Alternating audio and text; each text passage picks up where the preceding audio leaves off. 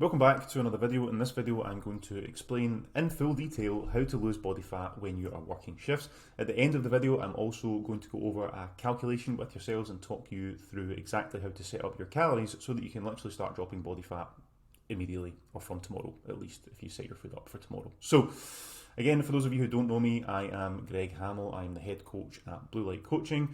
I was a police officer for 8 years with the Police Service of Scotland. I have now coached hundreds and hundreds and hundreds of emergency service workers, nurses, doctors, ambulance staff, police officers to achieve a physique that they thought was not possible. It is possible, and I'm going to tell you how to do it. So, first off, we need to understand the why. Why do we need to get in shape? Is it so we can post pictures like this on Instagram of myself? No, it's absolutely not. It's for our own health reasons. Being in any of these jobs, you will probably know someone who is quite young, in their 50s, even late 40s, who has had heart attack, stroke, gone off long-term sick because they are not healthy. It is the one thing that we should prioritise, and certainly before we have any of these health issues, start prioritising your health. Health is wealth. And again, this brings us on to think long-term. Whatever goals you have in your career don't matter 5 years from now if you don't have your health. So that's why it's so important to focus on these things, looking at our behaviours, looking at actually getting to healthy body fat, looking at picking up healthy activities instead of just degenerate activities on our days off. So command respect. Now, being in great physical shape, especially in a job, even if we are ambulance staff, if we are nursing staff, if we are cops, being in good shape will certainly make people think twice about messing about with you at work. I have had lots of cops that I work with who've been assaulted, lots of nurses being assaulted, ambulance staff being assaulted. Again, it's the one thing that we can actually kind of put a stamp on, certainly if we're turning up to an incident and we don't know who's in the house. If you're in great shape and people look at you and think, right, okay, well, they're obviously physically fit and capable, they're probably going to think twice about either fighting with you or running away from you. So it's extremely important to have that and command that respect immediately from the people before you even open your mouth at certain incidents. All right. Now, again, think long term, because any goals that you have in your job just now don't matter 5, 10, 15 years from now if we don't have our health. So it should be the main priority. Again, for your safety and your neighbours' safety, the amount of times, even in the job, we would turn up to foot pursuits and one person would be chasing them because the other person was physically unable to chase the person. So you're then potentially leaving your neighbour to get injured or put more risk on their own life because you are incapable of actually chasing someone. So again, it's extremely important for your own safety and your neighbour's safety. Is the difference between you making it home at the end of a shift and not making it home at the end of a shift. So what obstacles will we face? Now, despite the obvious ones, working shifts, lack of sleep, etc., these are the things that I'm going to go through with you. Now, being told that we can't do it, the amount of clients that I have worked with who have worked with other coaches and been told that they literally can't do it, you will never be able to build muscle because you work shifts and your circadian rhythms are out of whack. It's a load of bullshit. It just does not matter at all. Yeah, your sleep's going to be impacted by working shifts. There's nothing we can do about it, so just get on with it, forget about it, don't even worry about it. If we're coming off the back of a night shift and we get 4 hours sleep, what can we do? Are we just not going to try and even get in shape? It's silly, it's redundant, but I know a lot of people set themselves up for it, and again, it brings us on to the second one, setting ourselves up for failure. Keep things really simple. If you've followed me for a while and you've read a lot of my emails, keep things super simple. We don't need to overcomplicate diet, we don't need to overcomplicate our training. A lot of times people will find something online, or they'll find an influencer's training, or for guys, they'll maybe find an IFBB Pro bodybuilder's training style who again is enhanced, and it's literally their job to go to the gym. It is not your job to go to the gym. You're trying to make the best out of the time that you have outside of work. So set yourself up for success, which again I'll cover in a future video. Do not set yourself up for failure. Now, again, a lot of people will have no idea how to get started, which is why I'm making this series. I'm going to go over that today with you and at least cover the food side of things, how to set your food up. I guarantee you, if you do this, you will literally notice your weight dropping over the next week or two and then continue to drop off the back of that. And remember, I am giving you all this for free, so make sure you subscribe to the channel. If you haven't subscribed already, there's a wee button down here, it's red and it says subscribe. Click that and subscribe. Thank you very much. That's all I ask for. Gym intimidation. A lot of us haven't been to the gym before. A lot of us will feel intimidated going to the gym. I fully understand that. I have coached lots of clients through that. And again, I've coached clients who train at home. A lot of my clients started training at home during lockdown and didn't want to go back to a gym. There's nothing that's going to hold you back and prevent you from making progress by training at home. So even if you have a really basic setup, I think a lot of times people overcomplicate it and think they have to have all this fancy kit to actually make progress. Do you have something that you can create resistance with? I was training at home during lockdown with 15 kilo dumbbells and a backpack that I used to put water bottles in and some resistance bands. I still managed to maintain my physique for however many months that was. I can't remember. Scarred for life off the back of it though. Lockdown was not great. Family, friends, partners, pressure. Do you have a supportive family? Are your friends supportive? Are your partners supportive? If not, have a chat with them. It's the easiest way to do it. The amount of times I have worked with people and their partners suggest they get takeaways 3-4 times over the course of the week when they've specifically said, look, I'm trying to lose weight. And you know that way when you get home from work and you have had a difficult day and the last thing you want to do is go into the kitchen and start cooking stuff and your partner says, right, let's just get a takeaway. We've all been there. It's difficult. It's even more difficult to say no when it's already been on your mind and it's something you've been trying to fight against. Friends, this more falls into the sort of social side of things. One of my clients once said to me, if you removed alcohol and food from my social events with friends, I wouldn't have any friends and I wouldn't have a reason to hang out with those friends. So again, look at your friend group, look at what you can do and look at what you can change with those friends. Obviously, if you've been friends with folk for years and years and years, they will probably understand if you say, look, I'm really trying to lose weight just now. I'm not happy with my physique. I don't feel confident. I don't feel comfortable in any of my clothes.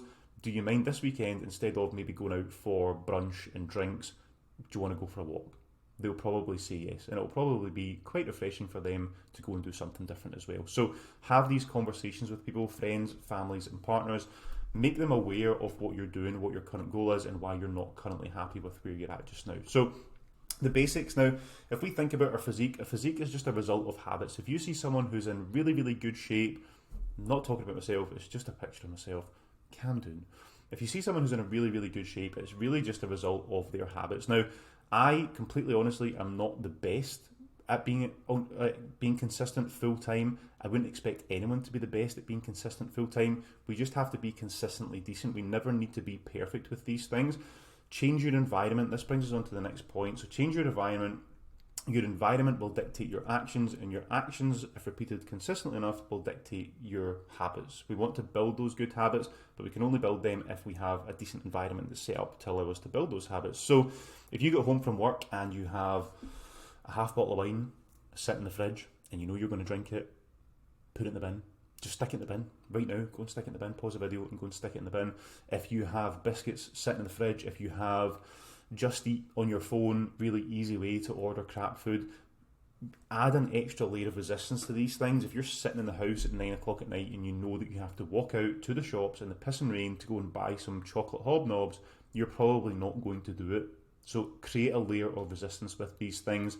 Change your social circle, and I don't mean get rid of all your friends because you're trying to get in shape. Change what you're doing. See if you have some friends who are slightly more into the sort of fitness side of things and they do more activities at the weekend and you think, I would quite like to do that. Go and do it with them. Change what you do as social activities. If your friends, again, are going out for lunches and dinners and that's all that you guys do, and you wake up feeling shit the next day because you're hungover and you've ruined your diet once again, just say to them, literally just sit them down and say, look, I'm trying to lose weight. Do you want to go and do something else this week so that we don't have to go out and have 3 million calories worth of shite at a restaurant that we don't really want and just waste money on it? Let's go for a walk, or go to the escape rooms, go and do something else, go supboarding at Loch Lomond, go and do something else rather than sitting about, eating food and drinking booze. Simple as that. Prioritise training over other dumb shit. Yeah, prioritise training over dumb shit. I couldn't think of a better way to word this one. But prioritise your training over dumb stuff, nights out, etc. Make it a priority. Alright, now we don't have to be consistently perfect at this, we just have to be consistently decent. There will be nights out. If you have 2, 3 or 4 kind of big blowouts over the course of the year, it's really not going to impact your progress at all, but if you have a night out every single week, you're not going to make any progress, and I'll tell you that right now. You will not make any progress. You'll wake up feeling absolutely shit the next day, you will smash your calories the next day again, you'll then feel crap on the Monday and the Tuesday if you're back at work. Rest days are extremely important, so we want to make sure that we're getting as much as we can out of those rest days, as opposed to going for a night out and then feeling hungover the next day and then going back to work the next day and we feel like we're chasing our tail constantly. Do not overcomplicate the diet, especially on shift.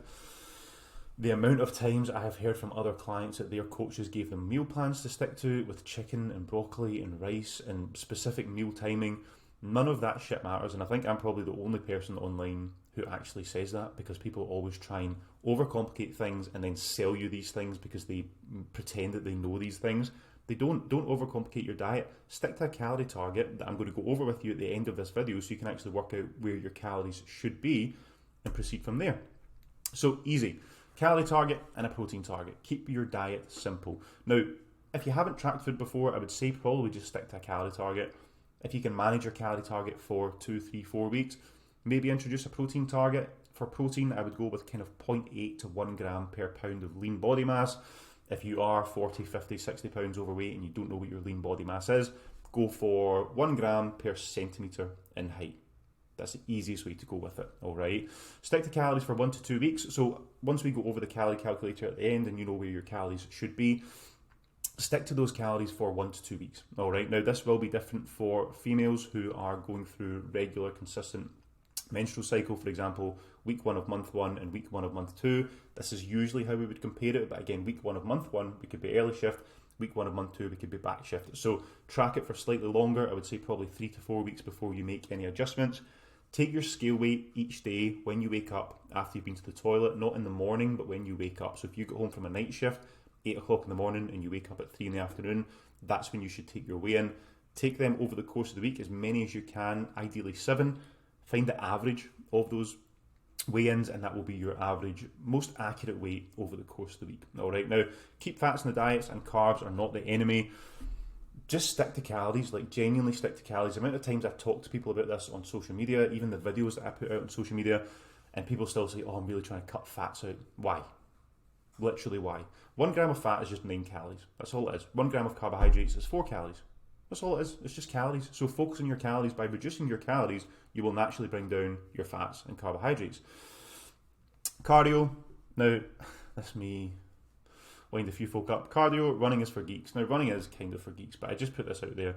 Just a bit of a tease, right? It's the same as CrossFit. I don't have anything against people who run. I don't have anything against people who go to CrossFit. It's just quite fun, right? But all the time you see people in the job certainly posting stuff on Strava. Here's my run from today.